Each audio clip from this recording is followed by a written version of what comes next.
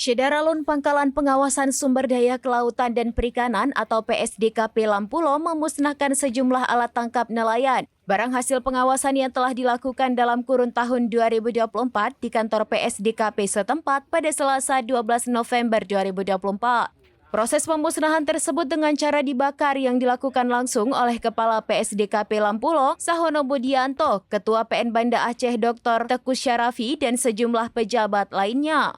Selain pemusnahan barang hasil tangkapan, dalam kegiatan itu juga dilakukan penyerahan barang hasil pengawasan untuk 3 instansi pendidikan. Kepala PSDKP Lampulo Sahono Budianto mengatakan ada 3 alat tangkap yang diserahkan berupa mesin kompresor ke SMK Aceh Selatan, SMK Banda Aceh, dan salah satu pesantren di Aceh Besar. Penyerahan barang hasil pengawasan tersebut diharapkan dapat digunakan dengan baik oleh lembaga pendidikan untuk memberikan pemahaman kepada siswa. Sementara barang hasil pengawasan yang telah dimusnahkan itu berupa alat penangkapan ikan yang dilarang seperti jaring, binitrol, fin, dan beberapa item lainnya.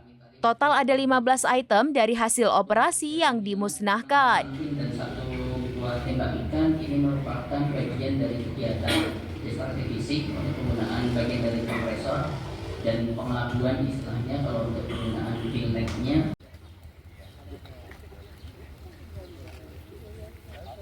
Pengawasan ya Pak. Oke ya.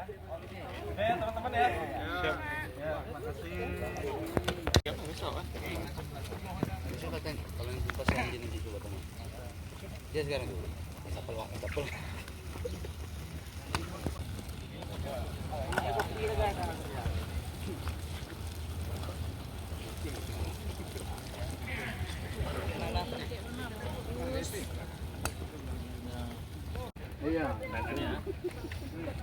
Dari Banda Aceh, Indra Wijaya, serambinews.com.